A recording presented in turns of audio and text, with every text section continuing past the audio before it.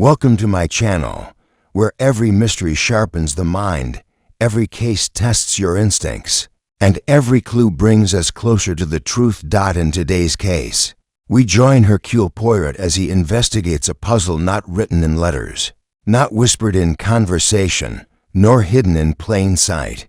It was drawn upon a map edged in silver, carrying secrets no one dared reveal. Stay with me till the end, because the solution to this affair isn't merely clever, it's astonishing. So, pour yourself a cup of tea and settle in, because Hercule Poirot and the affair of the silver-edged map is a case worth every second until the very end. Chapter 1. The Hook. The inciting incident. Grand Hôtel de Londres stood like an unshaken bastion against the clamor of Paris, its grand chandelier reflecting an almost divine glow upon the silk-draped walls. It was an opulent evening, the kind that only the Parisian elite could savor, rich with the scent of jasmine, the murmurs of important guests, and the elegance of high society. Beneath the gleam of chandeliers, an extraordinary event was about to take place. It began with the arrival of an unremarkable envelope, sealed with a crimson wax mark. It was handed to the hotel manager, Monsieur Dupont, just as the evening's gala was in full swing. He scanned it with a momentary look of concern before placing it on the desk with a careful sigh. This letter, it seemed, was for one of the guests, Monsieur Lionel Gaston, a wealthy and well-known collector of rare and priceless artifacts. Gaston, known for his brash but fascinating taste in antiquities, had brought with him a singular item of interest to the gala, a silver-edged map, rumored to be a fragment of a legendary treasure map lost for centuries. However, this map, unlike any ordinary artifact, had captured the attention of more than just high society guests. It had caught the eye of an unexpected party, the police. Just an hour before the gala commenced, the first theft had occurred. In the dead of night, as the guests sipped their champagne and discussed the finer points of art and finance, the silver-edged map disappeared. It vanished in a manner as peculiar as the map itself, with no trace, no sign of a struggle, and no suspects. What remained was only a note in the place where the map had once been. A message scrawled in hurried ink. "The map is of no use to you, Monsieur Gaston. I will trade it for a price." The effect on Gaston was immediate and devastating. The thrill of the evening's exhibition crumbled to dust as he saw the place, where his prized possession had once rested, empty, save for the ominous note.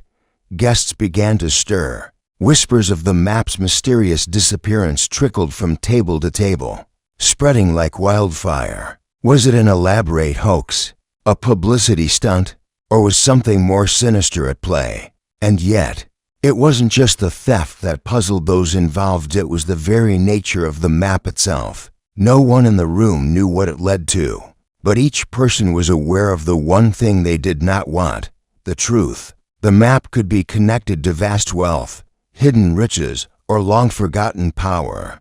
All could be gained from its discovery or destroyed in the pursuit. It was then that Gaston, clearly shaken but composed, made his decision. He reached for his phone with trembling hands and dialed a number known only to those with a taste for the deepest puzzles. The detective's name was Hercule Poirot. Though Poirot had never met Gaston personally, he had heard of the man's fame as a collector of rare treasures. Still, it was not his reputation that called Poirot into action. It was the nature of the case itself, a theft steeped in both mystery and the fear of the unknown. What had been taken was not merely an object, it was a key. What it unlocked, Poirot knew, was the sort of thing that might unravel the very fabric of society itself. As Poirot arrived at the hotel, the scene greeted him in typical fashion. The great detective entered with his trademark sharpness, his gaze settling on the immediate surroundings.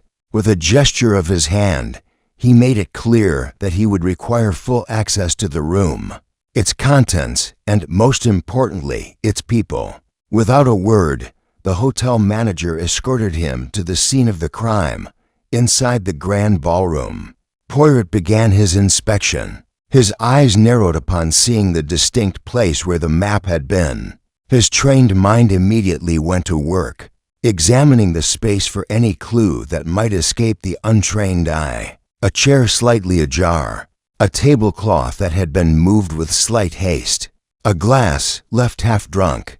There was nothing overtly alarming, yet to Poirot, the absence of the map spoke volumes. Poirot whispered to himself, "This is not an ordinary theft. It is a puzzle, and a very fine one at that." "Detective Poirot," Monsieur Dupont murmured nervously. "What do you make of this? Do we have any hope of finding the culprit?" Poirot turned, his piercing gaze now resting on the manager. "The truth, mon ami, is often elusive, but it is always there, hiding in plain sight. We must simply observe. We must look closely at the players involved."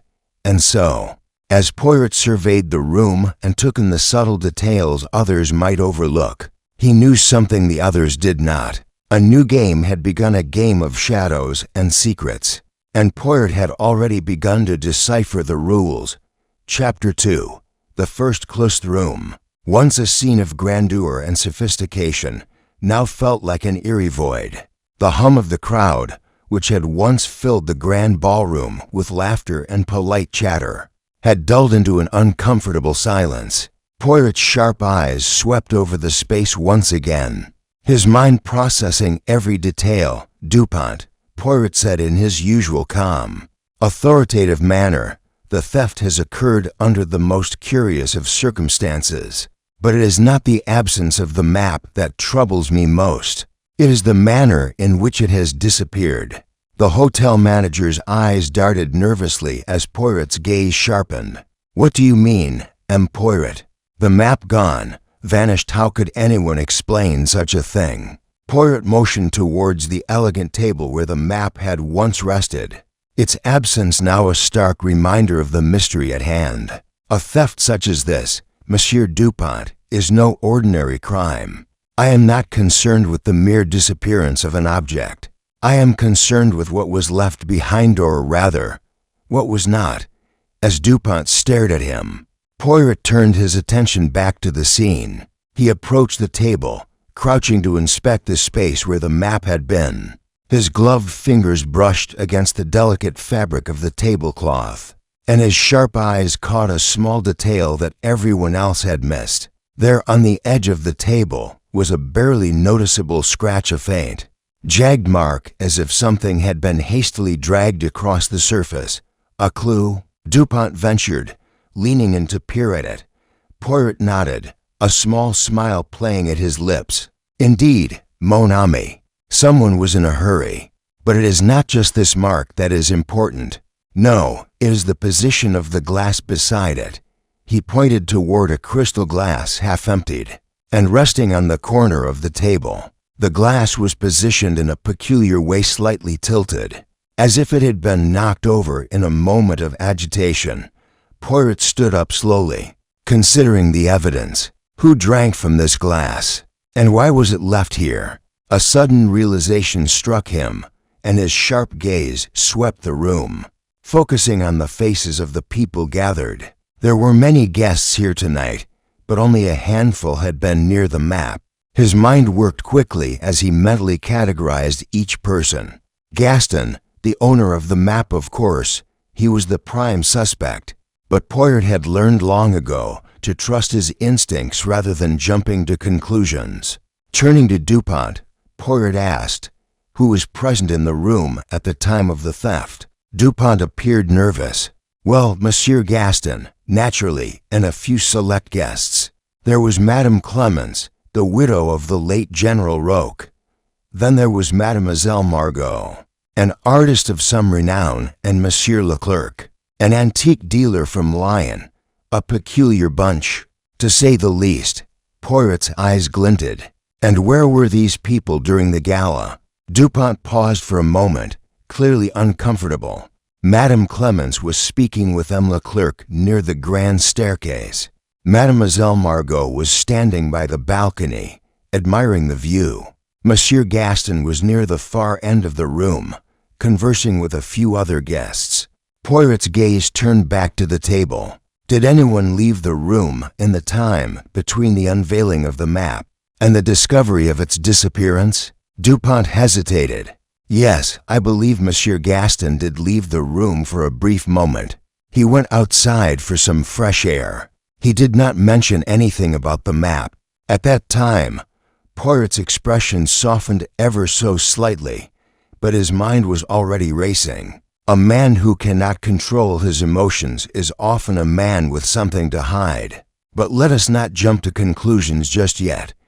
He rose from the table and began to circle the room, his keen eyes scanning every face, every movement, as if he were conducting a symphony of observation. As he walked past the guests, he noticed a familiar pattern, a slight stiffness in the shoulders of each person, the avoidance of direct eye contact, the small shifts in posture. Each one of them had something to hide. But what? Poirot's sharp gaze eventually settled on Madame Clemence, the widow who had spoken with Leclerc by the staircase. Her posture was stiff, and though she appeared calm, there was an almost imperceptible tremor in her hands as she sipped her champagne. Could it be that she was more than just a widow? Was she somehow involved in the disappearance of the map? Poirot continued his inspection, approaching Leclerc, who had been speaking with the widow. He watched the man's nervous shifting and the slight fidgeting of his fingers. A dealer of antiques with a knowledge of valuable objects. Could he be the mastermind behind the theft? The thought lingered in Poirot's mind. As Poirot walked past the group, he overheard snippets of their conversation. A treasure of this caliber, Mademoiselle Margot was saying, is worth far more than just money. Who could resist? Poirot's ears perked up, and he stopped in his tracks. The artist's words had been innocent enough, but there was something in her tone, a touch of greed, perhaps, or a desire for more than just the satisfaction of a stolen object. Was it possible that the theft had been a mere distraction? Turning back to Dupont, Poirot's mind was a whirlwind of theories. The map is not simply an object. It is a symbol of something much greater, something the thief wants, but cannot possess. Dupont's face grew pale. Do you mean the treasure? Poirot smiled cryptically, his eyes gleaming with insight. Ah, the treasure. But perhaps the true treasure is not the map itself, but the secret it holds. That, Monsieur Dupont, is what I intend to uncover, with a final glance at the room. Poirot knew that the investigation was just beginning, and the path ahead would be as twisted as the silver edges of the map itself. Chapter 3. The Gathering of Suspects. The next morning, the mood at the Grand Hôtel de Londres was markedly different. The hustle and bustle of the gala had been replaced by an uneasy silence, and the guests, who had once indulged in the pleasures of luxury, now found themselves bound by the weight of suspicion. The missing map and the theft had cast a long shadow over the morning, and all eyes were now on Hercule Poirot, who had been appointed to unravel the mystery. Poirot sat at a small table in the grand salon, his hands steepled before him, considering his next move. As he pondered, Dupont entered, leading a procession of the evening's key players, Madame Clemence, Mademoiselle Margot, Monsieur Leclerc, and of course, the host of the evening, Monsieur Lionel Gaston. Each suspect entered the room with a carefully constructed expression, calm, composed, and distant. Poirot studied them all, noting the subtle shifts in posture, the wariness in their eyes, the tension in their every movement. Each one had a story to tell, and he was determined to hear them all. Ms. Amos, Poirot began, his voice warm but sharp, as though he were welcoming long-lost friends. It is with a sense of great duty that I gather you here today. The map, as you know, has vanished from this very room. It is not merely an object, but a key to something far more valuable, something that cannot be retrieved by ordinary means. I will listen to each of you, and through your words, the truth will reveal itself. One by one, the suspects took their seats round the table. Madame Clemence, the widow of General Roch, sat with her hands neatly folded in her lap, her face an inscrutable mask. Her eyes, however, darted about nervously, betraying a hint of anxiety beneath her composed exterior. Next to her sat Mademoiselle Margot, the artist. She was a striking woman, with a composed demeanor and eyes that seemed always to be calculating. She folded her arms as she sat, leaning slightly back in her chair, though the faintest tremor in her fingers suggested that her calm was merely a veneer. Poirot had noticed the tension in her voice the previous night when she had spoken of the treasure. She was a woman who coveted, and that could not be ignored. Beside Margot was Monsieur Leclerc, the antique dealer from Lyon. He appeared entirely at ease, a small smile playing at the corners of his lips, as though he had nothing to fear. His fingers tapped lightly on the table, and his gaze was direct, meeting Poirot's without hesitation. Leclerc's confidence seemed calculated. He was a man who thrived in the world of rare artifacts, and the disappearance of the map could very well be a business opportunity for him. But Poirot knew that confidence could hide many sins. Lastly, there was Monsieur Gaston, the host of the evening and the owner of the missing map. His usually well-groomed appearance had given way to signs of stress. His hair was slightly disheveled, and there was a restless twitch in his left eye. The tension in his shoulders was almost palpable, as though he carried the weight of more than just the theft. He was a man desperate for answers that he likely could not find on his own. Poirot looked over them all, his eyes sharp with an almost unnerving intensity. "Now, we begin," he said, his voice light but edged with authority. "I will ask each of you to recount what transpired last night. Leave nothing out, no matter how insignificant it may seem, for in the smallest detail, the truth often hides." Madame Clemence was the first to speak. Her voice, smooth as silk, filled the room. "I was speaking with Monsieur Leclerc by the grand staircase. We were discussing his recent acquisitions, nothing of much importance. I do not recall anything unusual, except for the commotion when we were told the map was missing." Poirot nodded slowly, as if absorbing every word. "You did not see anyone near the table where the map was displayed?" he asked. "No," she replied, a touch too quickly. "I did not." Poirot turned his gaze to Mademoiselle Margot. "And you, Mademoiselle?" "I was admiring the view from the balcony," she replied with a dismissive wave of her hand. "The gala was, well, it was a distraction. I prefer the solitude of my thoughts to such social affairs." She hesitated for a moment. "But I did hear voices from below. Monsieur Gaston, I believe, had gone outside for some fresh air."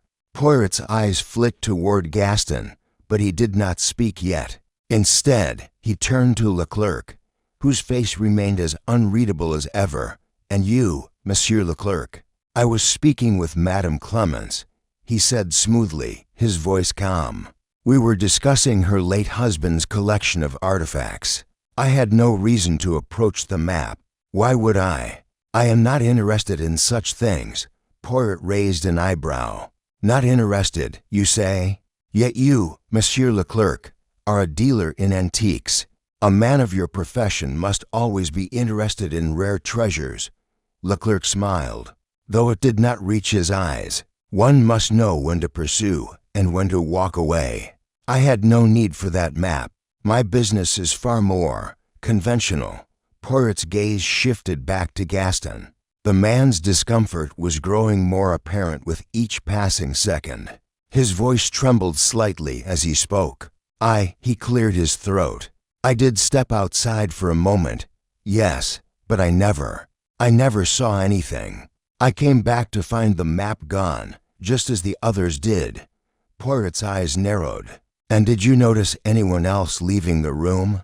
"No," Gaston said quickly, too quickly. "No one." Poirot let the silence stretch. It was a heavy silence, laden with the weight of unspoken truths. He leaned forward slightly, resting his hands on the table. "There is something that each of you has neglected to mention. There are patterns in your words, contradictions in your stories. One of you is lying, and I intend to find out who." The room tensed as Poirot's words hung in the air. The suspects shifted uncomfortably in their seats, the seeds of doubt planted firmly in their minds. Each of them had a role to play in the story. Each of them had something to hide. But which one would crack first? Poirot's mind worked like clockwork. Every tiny detail a potential clue in this intricate web of lies. He would unravel them all, piece by piece, until the truth was laid bare before him. Chapter 4. Poirot Arrives's taxi slowed before the steps of the Grand Hôtel de Londres, and Hercule Poirot stepped out with the precision of a man who detested even the faintest crease in his trousers. The spring sun glinted off the brass detailing of his walking stick, though he used it purely for style. He adjusted his cuffs, straightened the lilac handkerchief in his breast pocket, and surveyed the building with a pursed expression.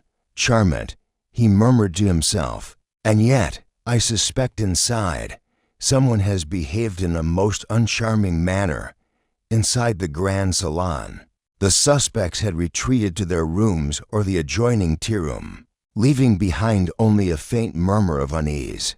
The theft had unsettled them all, though none would admit it aloud. Dupont greeted Poirot at the entrance with a nervous bow. "Monsieur Poirot, I cannot express how honored we are to have you here." Poirot nodded graciously. "Merci, Monsieur Dupont. I understand a theft most curious has occurred. I would like to see the scene before I speak with anyone further." "Of course," Dupont said, leading him to the ballroom. The morning light spilled through the tall windows, softening the edges of the tension that still lingered. Poirot walked to the table where the map had been displayed. He paused, studying it as if it were a crime scene rather than a decorative display. "No glass case?" he asked. "No," Dupont replied. Monsieur Gaston insisted it would draw more attention left open. He believed the story of the map would be more powerful than its enclosure. A curious philosophy. Poirot murmured. He ran his fingers lightly along the edge of the table, then bent to inspect the scratched surface once again. There was a haste here. Someone dragged something. And yet, he straightened, eyes narrowing toward the curtains behind the display. A corner had been turned in slightly, as if someone had brushed past. "Were the windows open?" he asked. "No, monsieur," Dupont replied quickly. "Everything was sealed. There's no way anyone could have entered from the outside." Poirot gave a slow nod. "Perhaps, but even a locked door is sometimes opened if you know how." He turned toward the center of the room, then walked slowly around the perimeter, pausing at each seating arrangement and floral display. He observed not just the objects, but the spacing, what had been disturbed, what remained untouched. Finally, he stopped and turned back to Dupont. "I will now speak with the guests, but I do not wish for formal interviews. None. I will observe them as they are, in their comfort, in their defense, in their lies. It is in the small things that we see the truth. As you wish," Dupont said. Within the hour, the suspects were summoned back to the salon, this time under the polite guise of continuing inquiries. Poirot greeted each with his trademark warmth, bowing slightly, observing their reactions not just to him but to one another. He noted first Madame Clemence, who did not meet his gaze directly. Her eyes scanned the room, flicking over Mademoiselle Margot and resting briefly on Leclerc. Poirot caught the flicker envy or distrust. Mademoiselle Margot, poised as ever, gave Poirot a pleasant smile. "I've heard of you, Monsieur Poirot. You are as precise as your mustache." "Ah." Poirot smiled with a slight bow. "And you, Mademoiselle, are as perceptive as your brushwork, I imagine." She inclined her head slightly, but Poirot noticed her grip tighten around the armrest of her chair. She was masking something. Monsieur Leclerc was next. He approached with a confident gait and extended a hand. "I admire your work, though I must confess, I never expected to be questioned by the great Poirot myself." Poirot shook his hand lightly. "You will find, monsieur, that I am less concerned with questions and more with the way people answer them. Lastly came Monsieur Gaston, who appeared more disheveled than before. His face was pale, and he kept dabbing at his temple with a handkerchief. "Ah, Monsieur Gaston," Poirot said, guiding him to a chair. "You are the unfortunate victim in this affair, are you not?" Gaston nodded, but said nothing. Poirot sat beside him for a moment in silence, then leaned in. "You left the room during the gala," Poirot said gently. "A simple act, but poorly timed, non?" Gaston looked up sharply. "I needed air. The crowd. It was stifling." "Of course," Poirot said, patting his arm. "Crowds often conceal more than they reveal. But tell me, did you lock the balcony door when you stepped out?" Gaston blinked. "I know. I don't remember." Poirot rose and addressed the group. "Ms. Amos, I shall investigate quietly, without disturbance. But rest assured everything leaves a trace. Not only the fingers, the shoes, but the mind. And the mind, it betrays more than any footprint." He gave a courteous bow, his eyes lingering on each face dot as the group dispersed. Poirot remained still, fingers tapping lightly on his lapel. Each suspect had given him a gift, not an alibi. Not a confession, but a glimpse of how they played the game. And in games such as these, Hercule Poirot always won. Chapter 5. Initial interviews begin. Poirot preferred a quiet setting for interviews. The tea room adjoining the salon served perfectly. Its delicate wallpaper, soft carpets, and ivory teacups on polished trays made it feel more like a private refuge than an interrogation space. Here, the tension would dissolve just enough for truth to slip through the cracks. Madame Clemence was the first to join him. She entered with her usual composure, though Poirot caught a flicker of annoyance in her eyes. He gestured politely to the chair across from him. "Merci for agreeing to speak with me, madame. Let us begin gently. What was your relationship with Monsieur Gaston?" She gave a tight smile. "We are acquaintances. We have a shared company at auctions. He's an ambitious collector, too ambitious for some tastes." Poirot nodded slowly. "You spoke with Monsieur Leclerc by the staircase during the gala, non?" "Yes, we discussed a piece once owned by my late husband." "Your husband was a collector as well?" "Indeed. Military artifacts, mostly." Poirot leaned forward. "Madam, were you aware of the silver-edged map's rumored origin?" Her eyes narrowed. "Only that it's said to lead to some treasure. Spanish, I believe. A story for romantic fools and desperate men." "Then you consider Monsieur Gaston to be desperate?" She hesitated, driven. "And when men are driven, Monsieur Poirot, they often attract danger." Poirot inclined his head. "Merci, madame. You have been most helpful." As she rose to leave, Poirot watched her posture, rigid, rehearsed. Not fear, but control. She wanted to appear untouched by scandal, which in itself could be telling. Next came Monsieur Leclerc, all charm and amusement. He took the seat with ease, draping one leg over the other. "A pleasure," he said with a grin. "I hope I can be of assistance. You are a dealer in antiques," Poirot began, "and yet you claimed little interest in the map." "A man can choose his passions wisely," Leclerc said. "The map is valuable, yes, but not verifiable. A dangerous investment. Still," Poirot said, "a rare map with such mystique must hold allure." Leclerc's eyes gleamed. "Perhaps, but I prefer objects that can be measured. A map with no known endpoint? It is like chasing smoke." "Was your conversation with Madame Clemence pleasant?" Leclerc laughed. "We argued about provenance. She believes her husband once handled a similar artifact. She suspects Gaston may have acquired it under questionable circumstances." "Ah," Poirot murmured. "That is an interesting notion. Only gossip, I assure you."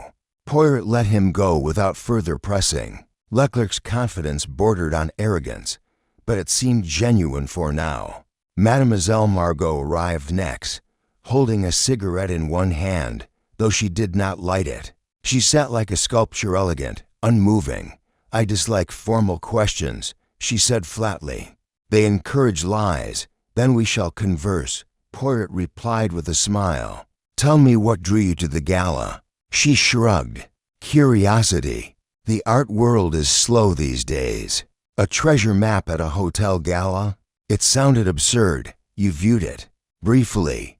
I've seen better fakes. You believe it was counterfeit." "I believe Gaston would display anything if it made him look powerful." Poirot studied her. "Were you close to the table when the theft occurred?" She shook her head. "I stayed near the balcony. I dislike crowds. You saw no one approach it?" "No, but I heard whispers." "Whispers?" "A man's voice, urgent. Then nothing." She looked away then. Poirot caught at a mask slipping. "Just briefly, one last question, mademoiselle. If you believed the map was fake, why did you remain so long?" Her fingers tightened around the cigarette. "Because even fakes can reveal truths about the people who want them." Poirot thanked her. She stood and left without another word. Finally, it was Gaston's turn. He entered like a man walking into a confessional, nervous, but eager to speak. "You must find it," he said before sitting. "You must. I will do my best," Poirot said kindly. "But first, I must understand. Why unveil the map at all?" Gaston swallowed. "To build anticipation. I plan to auction it." Poirot raised a brow. "Do you trust its authenticity?" "I had it examined by 2 experts. One confirmed it was genuine silver edging consistent with 17th century Spanish documents. And the other?" Gaston hesitated. "He said it was a composite, part authentic, part modern fabrication. Yet you proceeded?" He nodded. "Because even the chance of it being real, it changes things. I needed it to be real. For money? For redemption. I've made some poor investments. This could have made everything right." Poirot's voice softened. "And so when it vanished, your hope vanished with it?" Gaston looked away. "You think I staged it?" Poirot did not answer. As Gaston left, Poirot sat back, his mind absorbing every detail. Each suspect had a motive. Each told just enough truth to pass inspection, but only just. He rose, stepping to the window. The case was no longer about a stolen map. It was about desperation, ego, secrets, and someone, somewhere, was already preparing their next move. Chapter 6. The first false-led morning haze had begun to lift from the Parisian sky when Poirot, hat in hand, stepped once again into the salon. The suspects had dispersed, each returning to their routines or pretending to. But Poirot knew better. A guilty conscience never sat still. He had just sat down to review his notes when Dupont burst into the room, breathless and flushed. "Monsieur Poirot," he cried, "there has been a development, perhaps even a breakthrough." Poirot raised a single eyebrow.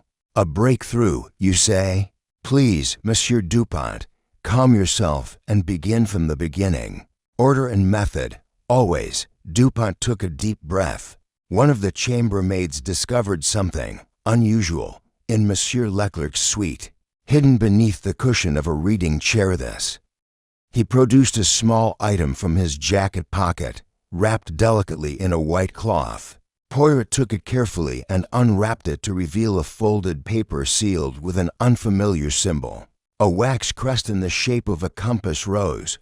Poirot opened the paper. Inside was a scrap of the silver-edged map, just a corner, torn cleanly, as if hastily removed. The silver lining still caught the light. He said nothing for a moment. "Then, has Monsieur Leclerc been informed of this discovery?" "Non, monsieur," Dupont replied. "We waited for your instruction." Poirot stood. "Good. Then let us speak to him immediately. But discreetly, if you please. If he is innocent, we must not damage his reputation. If he is guilty, it is better we see his reaction unguarded." Within minutes, Leclerc arrived, summoned with the utmost formality. He entered with that same polished calm, though the moment his eyes met the silver-edged scrap on Poirot's desk, something in his jaw tightened. Poirot gestured to the chair across from him. "Please, Monsieur Leclerc." "Sit." Leclerc obeyed, slowly. Is something the matter?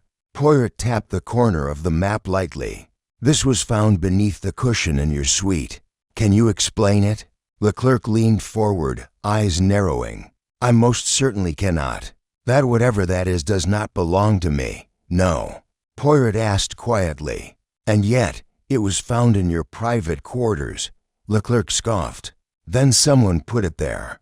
That should be obvious. Poirot's eyes did not leave his. You accuse someone of planting evidence? Yes, frankly, anyone in that ballroom had reason to want this map for themselves. Why not Madame Clemence, or Gaston himself, to raise the map's mystique before auctioning it off? Poirot tilted his head. You believe Monsieur Gaston would sabotage his own fortune? Leclerc shrugged. He's a desperate man. Everyone knows it. You did not seem desperate, Poirot said. Standing slowly and walking around the room, you were calm, calculated, precise, and yet, this, he gestured to the map piece, is not the work of a careful man. It is torn, crude, impulsive. Leclerc said nothing, but Poirot noticed the faintest flush creeping up his neck. I will ask you directly, Poirot said. Did you take the map, in whole or in part? No. The answer came immediately, but it was too quick. Poirot's silence stretched until Leclerc shifted in his seat. You must believe me, Leclerc added. More uncertain now. Someone wants to frame me. Poirot studied him, then nodded. Very well. For now, I will take you at your word. Leclerc looked as if he might speak again, but Poirot raised a hand, dismissing him. As the dealer left, Dupont returned. Do you think it was him? He asked eagerly. The scrap was in his room. Poirot's lips pressed into a thin line. None. If Leclerc had stolen the map, he would not have torn it. He would not risk destroying its value. He is many things, but he is not careless. Then someone planted it. Dupont asked, aghast. Poirot nodded. Oui, and they planted it clumsily. A torn scrap would never fool me, but it might have been enough to convince the police. Whoever did this is growing nervous. They wish to shift suspicion urgently. So what do we do now? Poirot walked to the window, peering out at the garden below where the guests mingled. We wait, and we observe. The one who seeks to hide always reveals themselves by their haste. The criminal mind cannot endure silence for long. Dupont followed his gaze. Do you suspect anyone in particular? Poirot did not turn. I suspect them all. A silence fell between them, broken only by the ticking of the salon clock. Poirot tapped the silver scrap one last time. This is not the key to the map, he murmured, more to himself than Dupont. It is the key to psychology. Whoever placed this fears discovery, and that fear will lead me straight to them. He smiled faintly. Let the game begin in earnest. Chapter 7. The Psychological Gamut. Discovery of the torn scrap in Leclerc's room had changed the current of suspicion. But in Poirot's mind, it was not a revelation, it was a provocation. Someone had played their hand too early, too clumsily, and Poirot intended to use that misstep to his advantage. He had always believed that lies lived in silence, but truth was coaxed from emotion. And now it was time to stir that emotion. By midday, Poirot requested that tea be served in the sunlit conservatory, and all for suspects Clemence, Margot, Leclerc, and Gaston were invited. The air was thick with cautious pleasantries, but the tension simmered beneath. Poirot arrived fashionably late, his gait calm, his smile precise. Ms. Amos, he greeted. How delightful to see you together once more. They responded with polite nods. Leclerc's eyes were guarded. Margot lit a cigarette and looked away. Gaston tapped his teacup nervously. Clemence studied Poirot with a stillness that suggested calculation. I have been thinking, Poirot began, as he sat among them, that the theft of the map may not be a theft at all. It may be something else entirely, a performance, an illusion, an attempt to draw attention not away from the object, but toward a person. They stiffened. Leclerc cleared his throat. You mean someone stole the map to frame another? He said, voice taut. Perhaps, Poirot said mildly. Or perhaps the map never left the premises. Gaston paled. You think it's still here? Mon ami, Poirot said gently, in matters of high emotion and hidden motives, one must not rule out the possibility of misdirection. It is, after all, the oldest trick in the book. Margot exhaled a slow stream of smoke. You enjoy games, Monsieur Poirot? I enjoy the truth, he replied. And people reveal their truths most beautifully when pressed by doubt. He turned, casually, to Madame Clemence. Tell me, Madame, do you believe Monsieur Leclerc is capable of theft? She blinked once, very slowly. I believe Monsieur Leclerc is capable of many things, but theft, it would be beneath him. He is too proud. Leclerc gave a faint smile. I shall take that as a compliment. But pride, Poirot continued, can also make a man reckless. Proud men do not like to be seen as failures. He watched Leclerc's lips tighten. And you, Mademoiselle Margot? Poirot turned with the swiftness of a chess master. Would you steal for the sake of art? She tilted her head. For art, yes. For profit, no. And the map, however beautifully edged in silver, is not art. It's desperation to make paper. Poirot chuckled, spoken like a romantic cynic. But even cynics have desires. She looked at him sharply. What are you suggesting? Only that the heart can be as valuable as a treasure vault. And betrayal, he added softly, comes most often from someone trusted. A sharp intake of breath came from Gaston. Poirot turned. You are unusually quiet, monsieur. Gaston straightened, his voice hoarse. You think I betrayed myself? Faked the theft? Ah, Poirot said, smiling faintly. I said no such thing. But the idea clearly lives in your mind. Gaston stood suddenly. This is absurd. I brought the map here to elevate it to restore my standing. Why would I destroy that? Because desperation, Poirot said evenly, is a master of disguise. You wanted redemption, yes, but perhaps you feared ridicule. A fake map, or one with no true path, would ruin your name. Better to lose it mysteriously than expose it as worthless. Gaston's jaw clenched, then unclenched. He slowly sat back down. Silence followed. Then Poirot leaned forward. Someone among you fears discovery. Someone placed the torn scrap in Leclerc's suite not to implicate, but to delay, to divert attention. He looked at each of them, one by one. I do not yet know who, he said, softly but clearly. But I will. There was no response. Just the ticking of a nearby clock. The soft clink of a spoon in porcelain. Poirot stood. I thank you for your company. In times of crisis, tea is most illuminating. As he left the conservatory, he did not glance back. But he had seen what he needed. Clemence's narrowed eyes as Leclerc was accused. Margot's sharp tension when he mentioned betrayal. Gaston's trembling as the idea of failure took root. And Leclerc? Leclerc had sweated but not panicked. That, Poirot thought, was almost more interesting than fear. Back in his room, Poirot took a small notebook from his coat pocket and opened it with care. He made for short notes. Clemence, controlled, watching, protecting something or someone. Margot, emotional restraint hides deeper hurt. I am proud. Possibly wounded. Leclerc, calculated. Not a fool. Would not tear the map. Gaston, cracking. Motivated by fear and debt. Potential manipulator or manipulated. Then he underlined a final line. One of them plays for time. The others play for truth. I must discover which is which. He closed the book.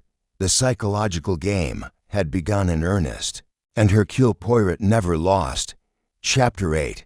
A secondary mystery. Day turned gray. A soft drizzle clung to the windows of the Grand Hôtel de Londres, rendering the city beyond a smudged watercolor. Poirot stood before the rain-speckled glass, watching droplets trace lines like delicate handwriting. He found them oddly reflective of the investigation, uncertain, trailing, yet inevitable. His contemplation was interrupted by a knock. Dupont entered, his brow furrowed in a way that had become familiar. "Monsieur Poirot," he said, voice low, "there has been another incident." Poirot turned, immediately alert. "Go on." "It concerns Mademoiselle Margot. She has reported a missing letter one she claims was in her room this morning." "A letter?" Poirot echoed. "Of what nature?" "She said it was personal and handwritten. She refused to elaborate, only that it was of great sentimental value. She insists it was hidden in a drawer, and that only she knew of its existence." "Interesting," Poirot murmured. "And when did she discover it missing?" "Less than an hour ago." Poirot nodded. "Take me to her." He found Margot pacing her room, cigarette smoke swirling around her in lazy spirals. Her eyes were harder than before, shadowed with something deeper than annoyance. "You believe someone has entered your room?" Poirot asked gently. She didn't pause her pacing. "I know they did. The drawer was locked." "It's not anymore." Poirot's gaze drifted to the writing desk. Indeed, the drawer in question was ajar. He approached, examining it without touching. "Tell me," he said, "who else knew of this letter's existence?" "No one," she snapped. "I wrote it years ago. I never showed it to anyone. It wasn't even signed." Poirot turned to her. "Then what makes it valuable?" Margot stopped. "It's not the letter itself. It's what's in it. The emotions. Things I cannot say aloud." He studied her a moment longer. "And is there something in this letter that might compromise your position here?" She looked away. "It has nothing to do with the map, if that's what you're implying, but you fear it being read." She said nothing. Poirot gave a small nod. "This is no longer simply a theft of an artifact. Someone among us is prying, searching, trying to uncover secrets not meant for them." He left her room without pressing further. As he stepped into the hallway, he found Dupont waiting. "What now?" the manager asked. "We widened the scope," Poirot said. "The missing map was the first act, but this is the second. The thief now seeks leverage." "Leverage?" Poirot's voice dropped. "This is not merely about value. It is about power. Whoever stole that map is not finished." He walked briskly back toward his suite, thoughts churning. A secondary theft suggested urgency. The planted map scrap had failed to mislead him, and now the thief was growing reckless, breaking into rooms, searching for pressure points. He reached his door and paused. It was ajar. Poirot never left doors ajar. Carefully, he pushed it open and stepped inside. Nothing looked overtly disturbed, yet the room felt different. His suitcase was closed, but shifted. The drawer to the desk was partially opened. A page from his notebook had been torn out. He approached the waistband. Folded neatly inside was the missing page, discarded, but not destroyed. Poirot unfolded it. It was the page he had written last night containing his early notes on the suspects. Someone had entered his room. Someone had read his thoughts. His expression did not change, but his mind raced. This was bold, foolish even. A criminal afraid of being outwitted. A criminal attempting to stay one step ahead. He folded the note again, slid it into his coat, and exited the room without a word. Back downstairs, he instructed Dupont to increase watch over the guest wings and restrict staff access. No new keycards issued. No room entered without a witness, he said. Then, he requested the full guest registry for the past 3 days. He was no longer playing defense. The map's disappearance had been elegant. The planted evidence had been crude. But this string of room invasions? I panicked. Desperation. Back in the conservatory, Poirot sat quietly, observing the 3 suspects who had come to tea once more. Only Gaston was absent. He watched Clemence whisper something to Leclerc. Margot stared blankly out the window, lost in thought. "Something troubles you, mademoiselle?"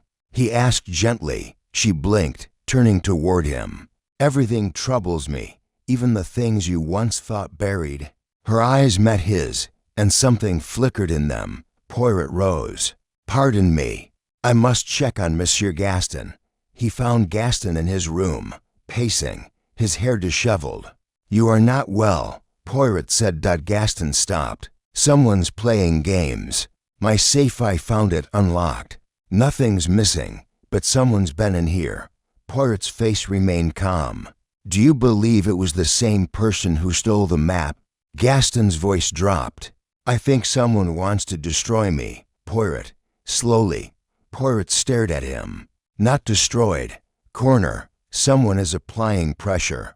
But they forget pressure reveals cracks, and cracks reveal the truth." As he stepped out of the room, Poirot knew one thing with certainty. The map was no longer the only secret hidden within the hotel. And someone, perhaps the very thief, feared what else might come to light.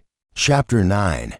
Hidden connections. Rain continued to slip down the windows in hushed sheets, muffling the world beyond and amplifying the quiet tension inside the Grand Hôtel de Londres. Poirot sat at a small table in the reading lounge, sipping chocolate chaud, while his mind wove through threads of misdirection, ego, and now intimate intrusion.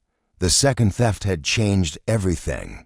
No longer was this a single act of greed. It was a pattern. Someone among them was hunting for more than treasure. Someone feared exposure, and that someone, Poirot believed, had begun to panic. He summoned Madame Clemence once more, this time requesting a walk in the hotel's covered courtyard. She agreed without protest, her gloves immaculately buttoned, her expression unreadable. As they strolled past climbing ivy and neat rows of wet stone, Poirot broke the silence. "Madame, you knew Monsieur Gaston before this gala, yes?" She gave a careful nod. "We've moved in similar circles." Poirot's gaze did not waver. "And your late husband, the general, he once owned a collection of historical relics, including, perhaps, fragments of old maps." Her step faltered so slightly Poirot doubted anyone else would have noticed. "He collected many things," she said quietly. "I never catalogued them all. But did he ever do business with Monsieur Gaston?" She hesitated, then met Poirot's eyes. "Yes. He sold Gaston a parcel of disputed items during his final year. It caused friction. My husband believed Gaston manipulated the transaction." "Ah," Poirot said softly. "And you have held onto that memory." "I hold onto fairness, Monsieur Poirot, not grudges." They completed the loop of the courtyard in silence. As they neared the door, Poirot asked one last question. "Did your husband's collection contain anything resembling a silver-edged map?" She stopped. There was a scroll. Spanish, faded. "It frightened me." "Frightened you?" "I once read a translation references to betrayal, gold, bloodlines. My husband locked it away. I never saw it again." Poirot bowed slightly.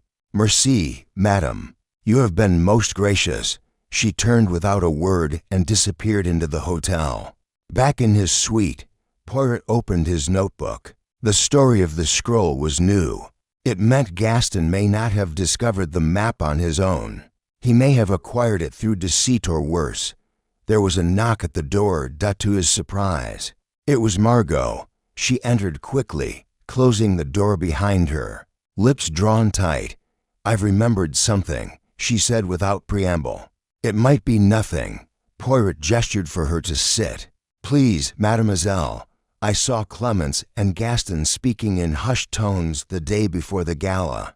Margot began. "They were in the rear garden, away from everyone." He looked agitated. She looked triumphant. "Did you overhear anything?" "No. But when they parted, he looked like a man who'd lost something." She walked away like she'd won. Poirot folded his hands. "Do you believe she's capable of theft?" Margot exhaled. "I think she's capable of silence, which is worse." He thanked her, and she left, glancing once over her shoulder. Moments later, Poirot requested Leclerc's presence. The antique dealer entered with less confidence than before. The scrap of the map found in his room still cast a long shadow. "Monsieur Leclerc." Poirot began gently. "You knew of General Roch, did you not?" "I met him once," Leclerc replied. "He inquired about auctioning certain items, but nothing came of it." "Did he ever mention a Spanish artifact, a scroll, perhaps?" Leclerc blinked. "No, but Roque's name was whispered in certain collector circles. They say he once found something forbidden, something he tried to bury." Poirot leaned forward. "And Gaston?" Leclerc scoffed. "Gaston would unearth anything, no matter who it damaged." Poirot nodded slowly. "If Gaston acquired the map through Roque through dishonest means, it would give Clemence a motive, wouldn't it?" Leclerc hesitated. "A widow with a memory of betrayal?" "Yes, but she is careful. If she took it, she'd already planned her defense." As Leclerc left, Poirot stood at the window, letting the puzzle reform itself, for people, for versions of history, but the lines between them were no longer clean silemences. Late husband may have owned the original scroll. Gaston may have manipulated the widow to obtain it. Margot, the artist, had secrets someone feared and now had lost a letter. Leclerc, the dealer, stood at the crossroads of them all, knowledgeable, ambitious, and recently framed. And someone had read Poirot's notes. Someone was now reacting. Scrambling, he returned to his desk and underlined a name, Roque, the late general. Long dead, now emerged as the axis of the mystery. "The dead," Poirot whispered, "do not speak, but their secrets do, and someone in this hotel would kill to keep them buried." Chapter 10. Poirot's Secret Clue. It was nearing midnight when Poirot, alone in his suite, sat before a chessboard he had laid out not for play but for thought. Each piece represented a suspect, an action, a motive. The queen stood for Madame Clemence, elegant, commanding, elusive. The rook, sturdy and immovable, was Gaston. The knight, unpredictable and evasive, Leclerc. And Margot, with her emotional reserve and sharp edges, was the bishop. Diagonal, quiet, yet dangerous. But it was none of them that caught his attention now that it was a pawn.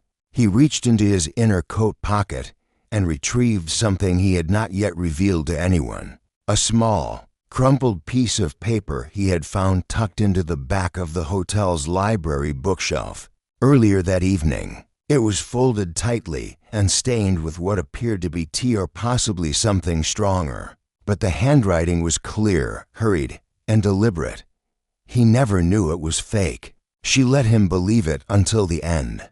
If he'd lived, he'd have destroyed everything. The note was unsigned. Poirot's fingers moved across the chessboard, nudging the pawn forward. This note changed everything. Who had written it? And more crucially, who was he? Roque, Gaston, someone else? Poirot had found it only because of his own sleepless habit, a post-dinner stroll. Through the quieter wings of the hotel, the library, dim and unstaffed, had offered momentary peace. But he'd noticed a misaligned book on a lower shelf, La Historia de las Indias, its spine cracked, but recently dusted. Curiosity had led him to discover the paper wedged behind it. He now reads it again, slowly. She let him believe it until the end. Who was she? Clemence? Margot? Only one of them had a confirmed link to Roque.cle acute MENCE. And yet, it was too neat, too expected. If she had written this, why hide it where it might eventually be found? No, this was not confession. This was a warning, or perhaps guilt, written in secret by someone close to the truth, yet afraid to speak it aloud. Poirot did not yet know who, but he knew what the note revealed. The map was a forgery, or partially forged, and someone had known from the start. That aligned with the expert Gaston refused to name the one who had claimed the map was a composite. If Roque had been deceived, and if Gaston had inherited that deception, then perhaps the map was never meant to be found at all. Perhaps it was the illusion of truth that gave it power. And someone, Poirot suspected, had used that illusion to deadly advantage. He tucked the note inside his passport wallet and returned to the chessboard. His eyes moved to the Bishop. Margot. Could she have written it? She was the only one who spoke in abstractions. She distrusted the truth. She believed in metaphor. It would be like her to hide a confession as poetry. But what motive would she have to deceive Roque or Gaston? Unless she had once loved one of them. Poirot's brow furrowed. A new possibility emerged. Had there been a personal entanglement between Margot and Roque? She was far younger, yes, but age meant little in such matters. Or was it Gaston she had once trusted and now hated? The note's tone was tender, regretful. It was not the voice of a thief. It was the voice of someone who had lost something. Or someone. Poirot stood and walked to his desk. From a hidden compartment, he withdrew the smallest of evidence bags. Inside it, a glint of silver. It had been overlooked by everyone. Everyone except Poirot. While examining the edge of the display table that morning, the same table where the map had been shown, Poirot had noticed a fine thread caught between the wood and the velvet trim, a strand of silver foil, just half an inch long. It had matched the edging of the map exactly, but it was frayed, and frayed edges were not original. They were added artificially, carefully to simulate antiquity, meaning the silver edge may have been part of the forgery. He now had two independent signs of deceit.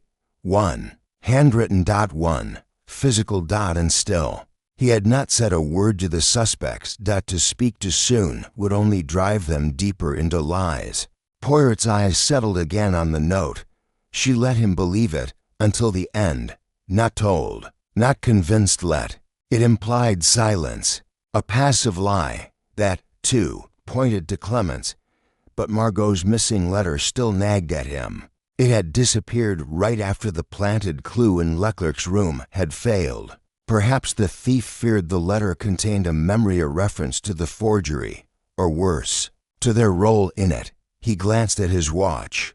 Nearly 1 a.m. He returned the foil and the note to his coat, then straightened his cuffs and turned off the light. He now held a secret clue that changed the shape of the entire case, but he would not reveal it yet. Tomorrow, he will lay his next trap, and this time, the criminal, whoever they were, would step right into it. Chapter 11. Tensions rise. The following morning, the Grand Hôtel de Londres had shifted from anxious to volatile. The suspects, once stiffly polite, now eyed each other with open distrust. Poirot, with perfect poise and an impeccable gray cravat, observed from the breakfast salon as uneasy silences replaced pleasantries. No one trusted anyone. That was precisely what he intended. He had sown no rumors, spoken no accusations. He had only waited. And now the storm gathered on its own. At precisely 9, Poirot requested a private breakfast for the 4 principal guests. They arrived, one by one, to a table set beneath the gilded dome of the solarium. Sunlight streamed through rain-washed glass, illuminating faces drawn tight with suspicion. Poirot greeted them warmly. Ah, Ms. Amos, a simple breakfast among acquaintances. Nothing more. None of them smiled. Leclerc was first to speak, tone clipped. Monsieur Poirot, is this to be another interrogation disguised as a meal? Mais non, Poirot replied, buttering his croissant with care. This is a conversation, a sharing of observations. For instance, did you know that someone entered my room last night? Gaston looked up sharply. Margot's cigarette trembled briefly in her fingers. Clemence narrowed her eyes. You were robbed? She asked. Poirot smiled. None, but a note was read. A private note. And then returned. No one spoke. Leclerc took a slow sip of coffee. Margot stared at her untouched plate. Gaston was pale. I believe, Poirot continued, that someone hoped to know what I suspected, to gain advantage. But it is a dangerous game, n'est-ce pas? Reading the thoughts of a detective, Clemence's voice broke the silence. And what do you suspect, Monsieur Poirot? He looked at her gently. That this crime did not begin with the theft of a map but with a lie told long ago, one that continues to echo. Leclerc's voice snapped. You speak in riddles. Truth often arrives wearing a mask. Poirot said. Margot suddenly leaned forward. Why not just say it? You believe Clemens took the map, don't you? Clemens turned to her, eyes steely. You're projecting, mademoiselle. Perhaps it was you. You're the only one who's lost something besides Monsieur Gaston. The letter wasn't yours to read. Margot shot back. What were you looking for in my drawer, Clemens? Another family secret? Or just a bit of leverage? Enough. Gaston's voice cracked like glass. All turned to him. His hands trembled on the tablecloth. All of you, this isn't about a letter or a drawer. This is about me, isn't it? Leclerc's lip curled. Don't flatter yourself, it is. Gaston insisted. Everyone here has something against me. Clemens thinks I cheated her husband. Leclerc blames me for ruining a deal in Lyon. Margot, he turned to her, his voice trembling. You think I abandoned you? The table froze. Margot said nothing. Her gaze shifted downward, her posture collapsing inward. Poirot caught the twitch in Clemens's eyebrow. She had not known this.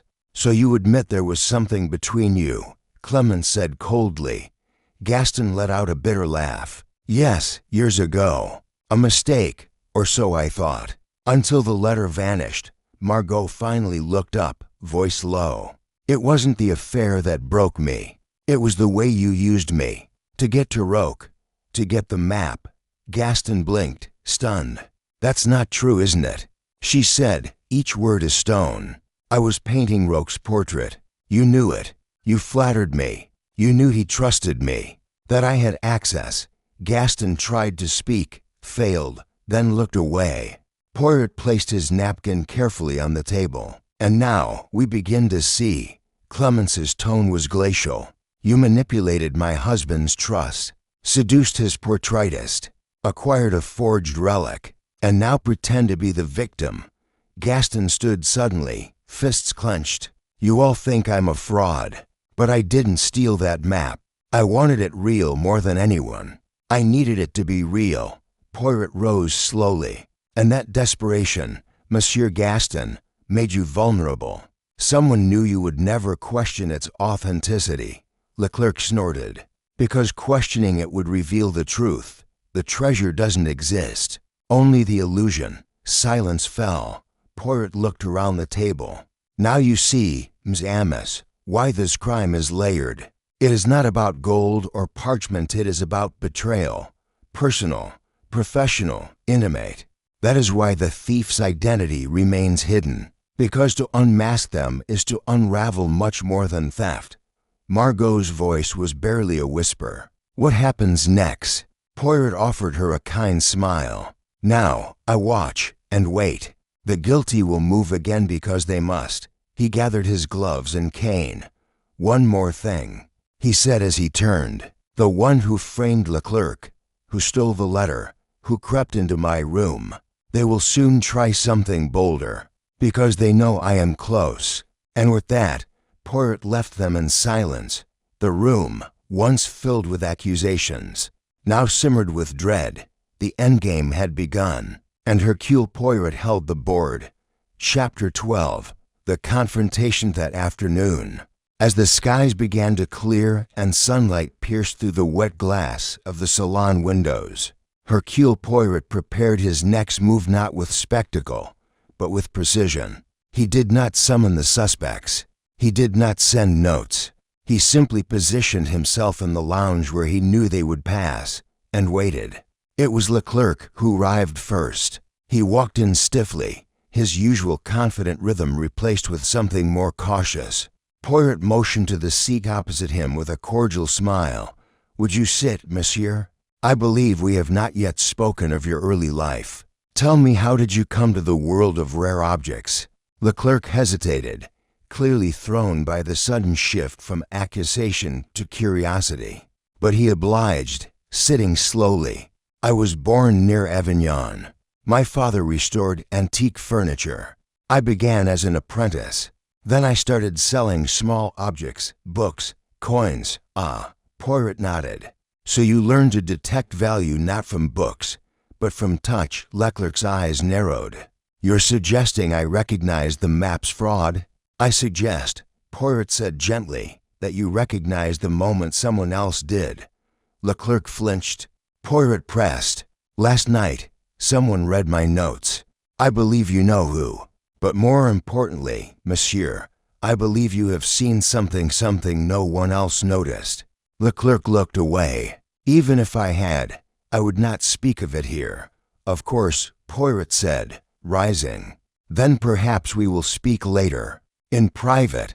Leclerc stood as well, but just as he turned, the door to the lounge opened. It was Margot. She stopped at the threshold, seeing Poirot and Leclerc together, and froze. Mademoiselle, Poirot said warmly. Perfect timing. I was only looking for coffee, she said. But her voice was thin. Then allow me to offer conversation instead, Poirot said, gesturing toward the empty armchair. She hesitated, then crossed the room slowly. The three sat in an awkward triangle, silence pressing at the edges. Mademoiselle, Poirot began delicately. Do you recall the day you were first commissioned to paint General Roque's portrait? Yes, she said quietly. It was spring. He had recently returned from overseas. Did he ever speak to you on the map? Margot stiffened. No, not directly, but he spoke of a responsibility, of something he could not destroy. Leclerc looked at her. You never mentioned that. I didn't remember until now, she said sharply. Poirot interjected. And when Gaston visited during your sittings, did he speak with the general? Margot shook her head. Not often, but he waited for me after one session. He asked about the general's health, about his state of mind, because he hoped Roque might be slipping. Poirot murmured, enough to lose track of what he was protecting. Margot's face hardened. Gaston always knew how to find cracks. He just waited for them to spread. Leclerc's voice broken, low and urgent. What if I told you I saw someone near Poirot's door last night? Not clearly, just a shadow, but I assumed it was a maid. Why say nothing until now? Poirot asked without reproach. I wasn't sure, Leclerc replied, and I didn't want to accuse anyone without proof. Poirot nodded. That is wise, but your silence gave the real culprit confidence. He turned to Margot. And you, mademoiselle, are withholding something, not because you wish to protect yourself, but because you fear the damage it will cause to another. Her mouth opened slightly. She said nothing. Poirot continued, gently. The letter that was stolen, it mentioned Roque, did it not?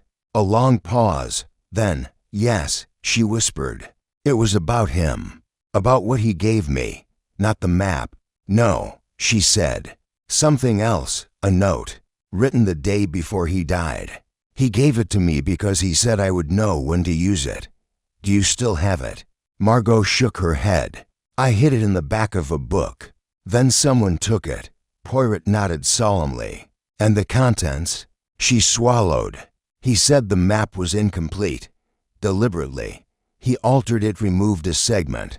Only he knew where it pointed. He feared what men would do to find it whole. Leclerc sat back, stunned. So the map leads nowhere? Only if read by the wrong hands, Poirot replied. Roque meant for it to remain a riddle. Margot's voice broke. He feared Gaston would try to finish what he couldn't. Poirot stood. And now we understand the motive. Not for money but for preservation. Someone here feared the truth would surface. That Roque's deception would be revealed, and with it, their own. He looked between them. One of you is close to breaking, and they will make a mistake. Perhaps today. He walked toward the door, then paused. I suggest none of you act in haste. The final piece is nearly in place. And with that, he left. Behind him, the lounge remained still. Suspicion, now personal, now raw, hung heavy. The confrontation had begun, but the confession Poirot knew was still to come. Chapter 13. A desperate attempt to escape. Evening fell quickly over Paris, as though the sky itself had grown weary of the tension simmering inside the Grand Hôtel de Londres. The lights in the ballroom were dimmed, the corridors hushed, but Hercule Poirot knew The silence was deceiving. It was almost time. He had said nothing publicly since the morning confrontation. He let the day unfold under its own pressure, knowing that guilt once disturbed festered. And those who feared discovery did not rest. At precisely 9:07 p.m., a call came from the front desk. "Monsieur Poirot," Dupont said over the line, voice strained. "There is something you must see." 10 minutes later, Poirot stood beside Dupont in the hotel's staff corridor, just outside the service entrance. The door was slightly ajar, its brass lock scratched, as though tampered with. The guard station nearby confirmed no one had signed out through this door. Dupont held up a small canvas satchel. "It was found wedged behind the door," he whispered. "Empty, except for this." He handed Poirot a velvet pouch. Poirot opened it carefully. Inside was a single silver fragment clearly torn from the edge of the map. Not the same piece planted in Leclerc's room. This one had a smoother edge, with ink markings along the inside, curl numbers, perhaps. Coordinates. Poirot's eyes narrowed. "And who asked about this exit?" One of the bellhops said he saw someone leaving the stairwell from the guest wing. The third floor, a man. In haste, Poirot's mind worked quickly. Only two guests had rooms on the third floor. Gaston and Leclerc. He turned and strode down the staff corridor, his footsteps swift, echoing off stone. The grand staircase loomed ahead, and without hesitation, Poirot climbed to the third floor. At the far end of the hallway, the door to Gaston's room stood ajar. Poirot did not knock. He stepped in. Gaston was there, his back to the detective, packing quickly papers, clothing, something wrapped tightly in cloth. When he turned, he froze. Poirot closed the door behind him. "You are in a hurry, monsieur." Gaston's eyes darted. "I was just running," Poirot said calmly. "You were attempting to leave through the staff corridor. Quietly, illegally, I know. It's not what it looks like. But it looks," Poirot said, stepping closer, "like a man who fears being exposed." Gaston's jaw tightened. "It wasn't me. I didn't take the map. I didn't plant the evidence. But I'm being pushed, watched. Someone was in my room last night. Someone left a note under my door this morning. You know too much." Poirot's gaze sharpened. "And what is it that you know, monsieur?" Gaston hesitated. Then, slowly, he reached into his jacket and pulled out a folded sheet of thick parchment. "This," he whispered. "I took it from Roque's personal papers. Years ago. It's the missing corner of the map." Poirot took it gently and opened it.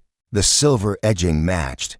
But unlike the main map, this piece was authentic, old, weathered, marked with faded cartographic ink and a cryptic compass rose. "You never told anyone?" "I wanted to sell it separately," Gaston admitted, defeated. "But I never could. It didn't match the forgery. And I feared if people saw it, they'd question the rest." Poirot nodded slowly. "So instead, you displayed the forged portion, knowing it was incomplete, knowing someone might recognize the deceit." "I thought I could control it," Gaston said, slumping into a chair. "But when the map disappeared, and then the letter, I panicked. I thought Clemence or Margot might try to use this against me." Poirot folded the parchment and placed it into his coat. "You were desperate, yes, but you did not steal the full map. That much I believe." Gaston looked up, startled. "You don't?" Poirot smiled faintly. "None, because you are not clever enough to have orchestrated all of this. You are reactive, and whoever stole the map is patient, precise. They have manipulated all of you while keeping themselves clean." He turned to the door. "But now I know who it is." Gaston stood. "Then why not confront them?" Poirot paused. "Because timing, monsieur, is the final weapon in any battle of minds. Let the criminal believe they are still safe. Let them act again. One more mistake." And then a knock interrupted him. It was Dupont. His expression is grim. "Another theft," he said. "The hotel vault. A key was used. Something's gone." Poirot's heart quickened. What was taken? DuPont hesitated. An envelope, held under Clemence's name, locked by her yesterday morning. She insists she did not open it. Poirot's face was calm, but inside, the pieces clicked into place. It was not about treasure. It was about leverage. The true criminal had stolen the map to conceal a forgery, the letter to hide a confession, and now, the envelope. It would be their final move, and Poirot would be waiting. Chapter 14. The final piece falls into Placide Hotel's atmosphere had shifted once again, but this time, from simmering suspicion to an almost suffocating stillness. Word of the missing envelope had not yet reached the wider guests, but among the four suspects, the impact was immediate. It was no longer just a game of bluff and emotion. It had become a countdown. Poirot returned to his suite and placed Gaston's fragment of the authentic map beside the earlier foil sample he had secretly taken from the display table. The contrast was stark. The silver of Gaston's fragment was dull with age, embedded within the parchment like it belonged. The silver from the forged map, too clean, decorative, an imitation of age, not its evidence. There was no longer doubt. The main map had been forged. Only this corner remained true, and the one who had known the difference from the start was not Gaston. He had merely profited from what he did not understand. But someone else had known, someone who feared that truth surfacing. The envelope in the vault Clemence's sealed document had likely contained further proof. A deed, a letter of provenance, perhaps even Roque's final confession. And now it, too, is gone. Poirot stepped onto the balcony, looking down at the hotel courtyard below. It was empty, save for the flicker of lantern light from the far corridor. He closed his eyes briefly. The pieces had aligned. The last move was now in motion. It was time. He called for DuPont and issued a simple request. Gather them all, the suspects, in the library. 20 minutes from now. DuPont gave a small, nervous bow and hurried off. Poirot did not dress grandly, nor alter his usual routine. He smoothed his mustache, straightened his collar, and placed the authentic map fragment into his inner breast pocket. He needed nothing else.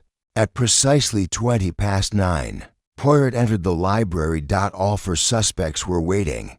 Clemence, seated near the fireplace, poised but silent. Leclerc, arms crossed, impatient. Margot, standing near the window, hands trembling slightly. And Gaston, seated stiffly, his eyes darting from one face to another. Poirot took his place before them, his hands clasped lightly in front of him. This evening, he began softly. Someone attempted to flee. Someone entered the staff corridor and left behind a pouch containing a second silver fragment. Not the same as before. This one authentic. Gaston shifted as if to speak, but Poirot raised a hand. Earlier today, an envelope entrusted to the vault under Madame Clemence's name was taken, accessed with a key. She claims she did not retrieve it. I didn't, Clemence said calmly. It was gone when I checked. Poirot nodded. I believe you, because the person who took it did not wish to use it against you. They wished to destroy it. He turned, slowly, to Leclerc. You, monsieur, are a dealer of rare items. You understand the value, authenticity, forgery, and you understood something the moment you saw that map, that it was not whole, that someone had made it appear more complete than it truly was. Leclerc tensed. You're accusing me? Not yet, Poirot said. I am only telling you what you know. But more interesting is what you did not say. He pivoted to Margot. Mademoiselle, you lost a letter, one that tied you to Roque. That letter has not been found, because it was never meant to be found again. Someone feared what it might reveal. Your connection to Roque was intimate, emotional, but not a criminal. Margot looked down, her fingers clutching the back of a chair. Poirot turned lastly to Clemence. You, madam, were the most logical suspect. You had a motive. A husband was deceived. a legacy corrupted, but your actions since the beginning composed, yes but not calculating. You sought protection, not revenge. A pause. And then Poirot turned to Gaston. But you, monsieur, you were desperate, and desperate men are rarely strategic. You made mistakes, but you are not the spider at the center of this web. All eyes turned toward Leclerc. Poirot's gaze sharpened. It was you, Monsieur Leclerc. Leclerc's face froze. You recognized the forgery the moment you saw it. Poirot continued. And you knew something else, that exposing it would implicate you. Because you created it. Gasps echoed around the room. Poirot stepped forward. You were once hired by Roque, yes, not to acquire, but to restore. You handled documents. You understood Spanish vellum, silver edging. You helped him prepare the map for auction, but when he refused to sell it, fearing what it could unleash, you kept a copy. You completed your own version. And when Roque died, you waited. Leclerc stood abruptly. That's absurd. You planted the torn scrap in your own room, Poirot said, unblinking. You knew the police would dismiss it as clumsy enough to muddy the waters. He withdrew the authentic fragment from his coat. This piece, hidden by Gaston, proves the original map was altered. Your forgery was to perfect except for one detail. The silver edging you used was to modern. I found a strand at the scene. Leclerc was silent. Poirot delivered the final blow. You stole the envelope from the vault. It contained Roque's handwritten authentication, naming you as the restorer. It was the final proof. And now it is gone. The room was still. Poirot exhaled softly. The final piece, Mzamas, has fallen into place, and Leclerc, pale now, said nothing, only lowered his eyes, and set. Chapter 15. The final gathering. Thar approached 10. A hush settled over the Grand Hôtel de Londres, as though even the walls understood something was about to end. The library had been prepared per Poirot's instructions. No grand lighting, no dramatic staging, just a fire burning low in the hearth, casting long shadows on the oak panels and the rows of forgotten volumes. The suspects arrived in silence, summoned without explanation, but none dared disobey. Clemence entered first, composed as ever, her steps measured, her lips tight. Margot followed, her posture stiff, gaze wary. Then came Gaston, shoulders low, eyes bloodshot. And finally, Leclerc, the dealer, who walked with the careful elegance of a man trying to appear less rattled than he was. Poirot stood by the window, silhouetted against the darkened Paris skyline. As the last guest entered, he turned and made his way to the center of the room, where a single armchair had been placed. He did not sit. Monsieur, Madame, Mademoiselles, he began, gently but clearly. Thank you for joining me. This evening, I do not come to ask questions. I come to provide answers. He paused, letting the quiet settle. We began with what appeared to be a theft, a silver-edged map, long rumored to lead to a lost Spanish treasure, vanished during a gathering filled with wealth, ambition, and history. At first glance, it was a crime of greed, but beneath the surface, it became something far more complex. He paced slowly before them, hands folded lightly behind his back. The silver-edged map was not merely an object, it was a symbol. A key, yes, but also a lie. One crafted long ago. Its edges were genuine, its surface ornate, but the message it carried was false, because it was incomplete, because it had been forged. A sharp breath escaped Gaston. Poirot continued. Monsieur Gaston believed the map to be real. He planned to auction it, to restore his reputation and fortune. But someone else in this room knew better. Someone knew that the original map was altered, that it had been made to appear authentic when it was not. He turned to Margot. You, mademoiselle, were the first to lose something beyond the map, a letter, a deeply personal one, hidden, perhaps forgotten. And yet it vanished at the precise moment the investigation began. Not a coincidence. Fear. Poirot's eyes passed to Clemence. And you, madam, stored something in the hotel vault. An envelope locked with care. Something connected to your late husband, General Roque. But it, too, disappeared. Another thread, another fear. He faced the room now. No longer moving. The truth was being hunted. Not the treasure. Silence. Allow me now to reconstruct the crime. He took a step toward the hearth. The fire cracked behind him. Years ago, General Roque entrusted a rare Spanish scroll, perhaps genuine, perhaps already altered, to a man he believed he could trust, Monsieur Leclerc, the respected antique dealer. Leclerc was asked to restore the map, and he did. But in doing so, he made a copy, a false one, edged with modern silver, designed to look old. Leclerc's jaw clenched, but he said nothing. When Roque refused to sell the map, Leclerc's opportunity vanished. The forgery was useless unless someone else believed in it. So he waited. And when Roque died, Gaston acquired the map fragment, and Leclerc said nothing. Poirot turned to Gaston. You were the perfect vessel. Desperate, ambitious, careless with provenance. You believed the map was whole. You brought it to this hotel, not realizing it was incomplete, and not knowing that a second, hidden fragment, the real one, was in your possession all along.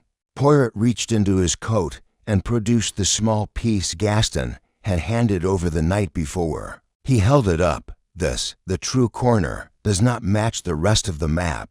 The ink, the aging, this is genuine. The map you displayed was not. He set the fragment gently on the table, and then, Poirot said, came the letter. Roque's last words, given to Mademoiselle Margot. A warning, a truth. It spoke of the map's falseness, of its incompleteness. Leclerc knew if that letter surfaced, if the vault envelope was opened, it would expose him as the forger. Clemence's voice, sharp and steady, broke the silence. So he destroyed them. Poirot nodded. Yes, he stole the letter from Margot's drawer, then broke into your vault. Not to take gold, madame, but to erase a name. Leclerc rose to speak, but Poirot raised a hand. You also planted a scrap of silver-edged parchment in your own suite, a poor imitation of a planted clue. It was meant to confuse, to suggest someone framed you. But the edges didn't match the original. Too clean, too precise. It told me you knew the map better than you should. Leclerc's lips parted, but no sound emerged. Poirot's voice softened. You are a man of elegance, detail, control. But when control slipped, when Margot's letter went missing, when Gaston nearly revealed the genuine corner, when I began asking about Roque's vault documents, you panicked. He turned to the others, and that panic led him to act, to frame, to steal, to cover. Poirot stepped aside now, gesturing subtly toward the door. Dupont has summoned the authorities. They wait outside. The forgery of historical documents, theft from a secured vault, and the attempted obstruction of truth, all crimes, monsieur. Leclerc stood slowly. His expression was unreadable. Then he laughed quietly, bitterly. I only wanted to preserve it, he said, voice barely above a whisper. Roque had no idea what he had. The original was nothing, but the legend could have meant something. Poirot bowed his head. Legends endure, monsieur, but only the truth prevails. No one spoke as Leclerc allowed himself to be escorted out by two uniformed officers. The room, for the first time in days, was utterly still. Poirot turned once more to the fire. Adjusting his cuffs, it is over, he said gently. And indeed it was. Chapter 16. The reveal after Leclerc had been led away. The silence that settled over the library felt different. It wasn't merely the absence of sound, it was the release of a long-held breath. A silence that followed revelation. The storm had broken, and yet, among the remaining three, unease lingered like smoke. Clemence sat nearest to the fire, her profile stony, unreadable.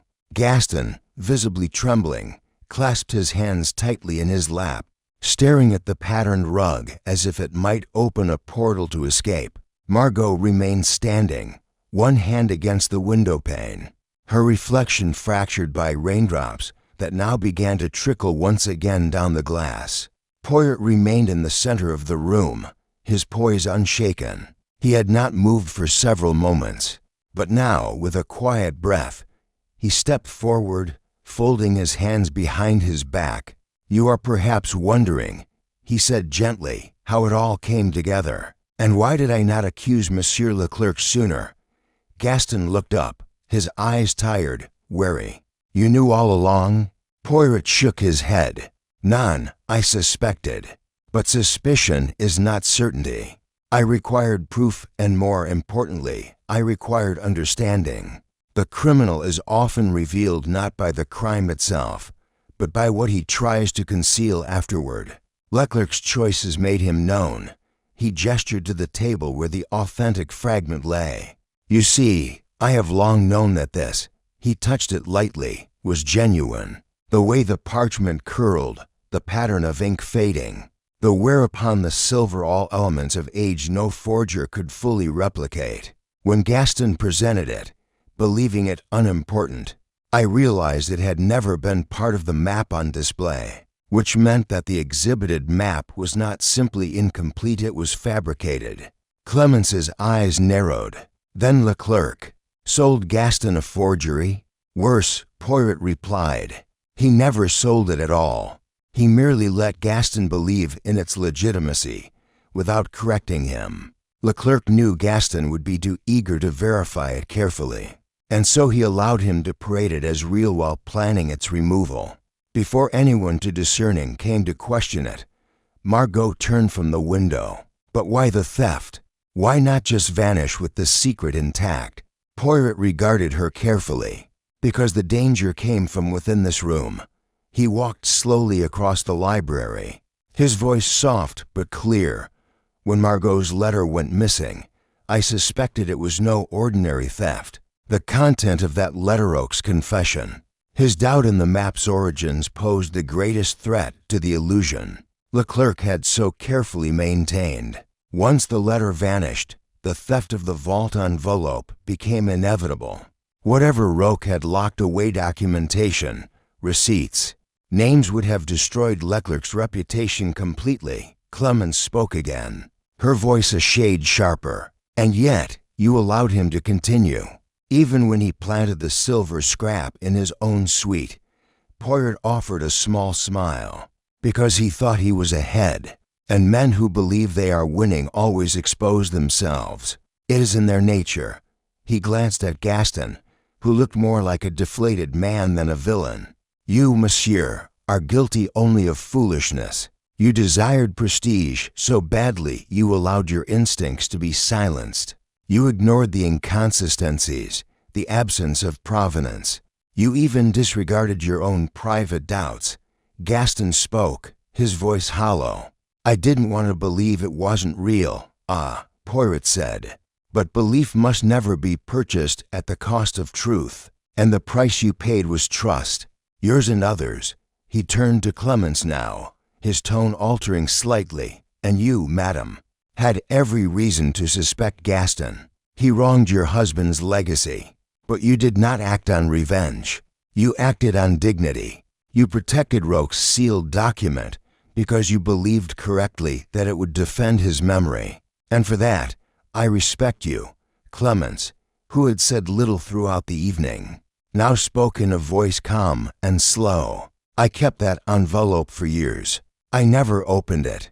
Roque made me swear I wouldn't until someone tried to profit from what he feared." Poirot nodded. And that moment, as he predicted, arrived. He walked to the hearth and stood for a moment in thought. "What fascinated me most, however," he said at last, "was not the crime. It was the psychology behind it. Each of you, in your own way, were drawn into this because of something unresolved. Madame Clemence, a husband's unfinished battle. Mademoiselle Margot, a letter that was never sent. Monsieur Gaston, a reputation long tarnished." He turned from the fire, his eyes warm but firm. "Leclerc used your grief, your pride, your silence. He built his scheme not just from ink and silver but from your vulnerabilities. Margot stepped forward, her voice quieter now. Do you think he would have succeeded if I hadn't remembered the letter? No, Poirot said.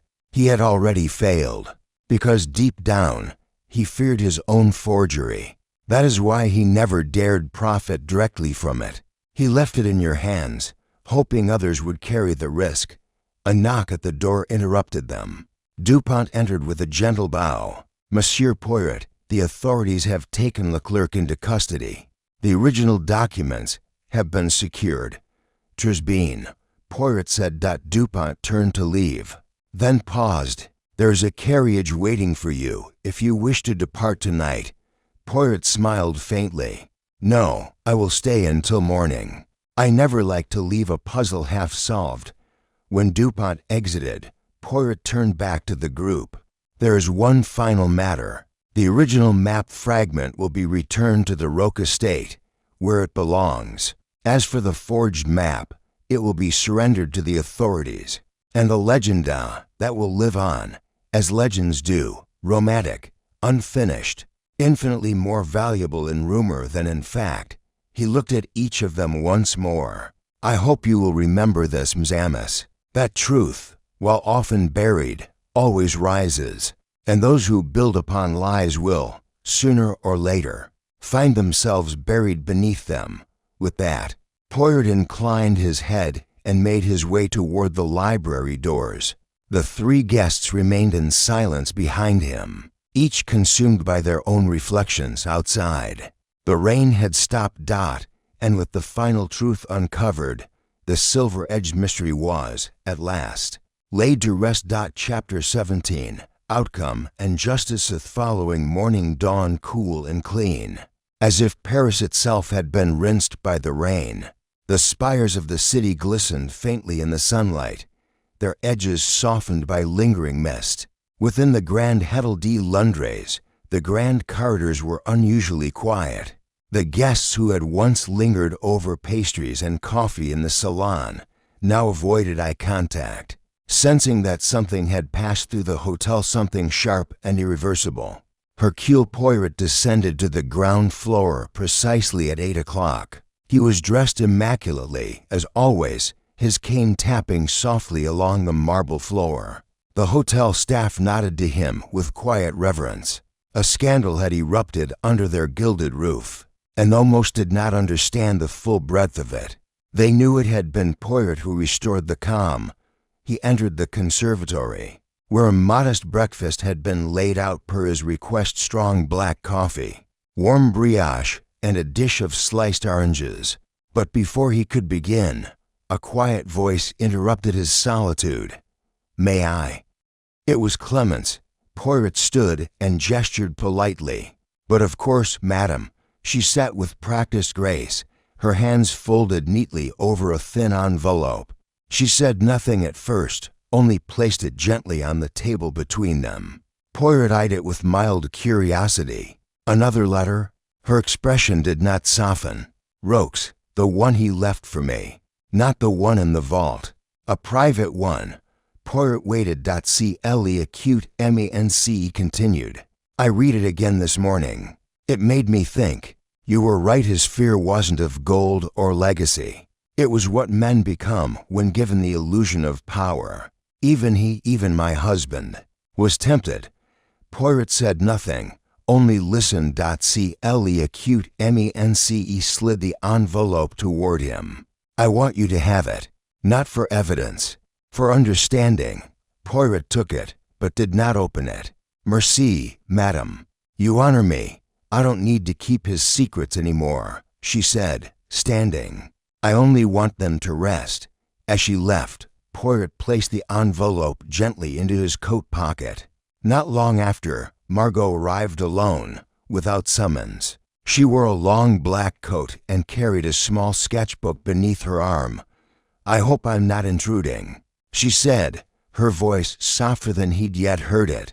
Not at all, Poirot replied. Please. She did not sit. Instead, she placed the sketchbook down on the table and opened it to a blank page. I couldn't sleep, she said. I haven't painted since before Roque died. But last night, something. shifted. Poirot sipped his coffee. Closure often brings clarity. She began sketching soft, slow pencil strokes. He was a complicated man, but not cruel. I think he tried to warn me of people like Leclerc in his own way. Poirot nodded. Through trust, she looked up. And you? Do you trust people, Monsieur Poirot? Only as far as they allow me to. Margot offered a faint smile. That sounds lonely. Ah, Poirot said, smiling gently. But loneliness and observation often walk hand in hand. She returned to her sketching, and after several minutes, closed the book and handed it to him. For you, she said. A portrait, not me. Of this moment, Poirot accepted it with a nod. The lines were abstract, evocative, an unfinished room, a chair turned slightly away, a shadow in the doorway, a depiction not of a person, but of absence, of aftermath. When she left, Poirot was once again alone until the final visitor arrived. It was Gaston. He appeared older than the day before, as though 10 years had settled upon him overnight. He wore a plain gray suit and carried no bag. His eyes, once full of bravado and self-preservation, now held a quiet resignation. Poirot did not speak first. He waited. Gaston pulled out a chair and sat heavily. I spoke with the police this morning, he said. They cleared me of any direct involvement. No charges. Poirot nodded. As expected. But the press? Gaston rubbed his temple. They will not be so forgiving. A disgraced collector. A failed auction. A forged map under my name. Poirot's tone was even. Your name will recover, in time. But your reputation, that depends on what you do next. Gaston let out a bitter laugh. There's nothing left to do. My investors have pulled out. My estate is being re-evaluated. The map was my last chance. Poirot looked at him carefully. Then let this failure be the start of something else. Perhaps not fortune, but honesty. Gaston stared at the table for a long moment, then stood. You're not what I expected, Poirot. Oh, I thought you'd gloat. Tell me I was a fool. Rub it in. Poirot smiled. Monsieur, the punishment of fools is not in the telling, it is in the living. Gaston left without another word. By late morning, Poirot had finished packing. His train to London was due in the early afternoon, and he preferred arriving at stations with ample time. As he zipped the final clasp on his valise, Dupont arrived at the door. May I assist you, monsieur? The manager asked politely.